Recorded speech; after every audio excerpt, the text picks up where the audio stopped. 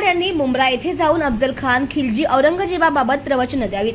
आमच्या हिंदुत्वाबद्दल, देवदेवतांबद्दल शिकवण्याच्या भानगडीत पडू नये असा खोचक सल्ला खासदार श्रीकांत शिंदे यांनी जितेंद्र आव्हाड यांना लगावलाय. पुढे बोलताना श्रीकांत शिंदे म्हणाले की आव्हाड ज्या मतदारसंघातून निवडून येतात त्या ठिकाणी असं बोललं नाही तर ते राजकारण करू शकत नाही. राजकारण एकदम खालच्या पातळीवर गेलंय, अशा प्रवृत्तीवर कठोर कारवाई केली पाहिजे. झालेली आहे हॅबिच्युअल ऑफेंडर आपण बोलतो ज्याला, की सारखं तेच करणं. आणि मला वाटतं हिंदू देवदेवतांवरती, हिंदुत्वावरती बोलणं त्यांची सवय झालेली आहे, कारण की आणि त्यांची गरज आहे ती.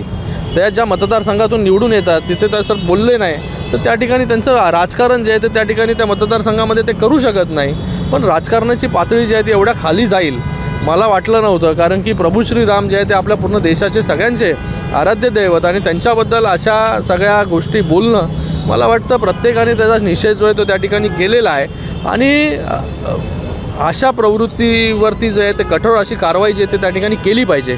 आणि मला वाटतं त्यांना PhD वगैरे पण कशामध्ये मिळालेलं आहे वाटतं, खूप विद्वान देखील आहेत ते.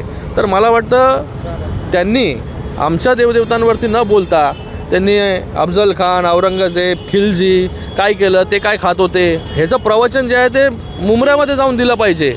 लोकांना जे आहे ते आमच्या हिंदुत्वाबद्दल, हिंदू देवदेवतांबद्दल जे आहे ते शिकवण्याचं भानगडीत त्यांनी पडू नये असा सल्ला देखील मी त्यांना देतो.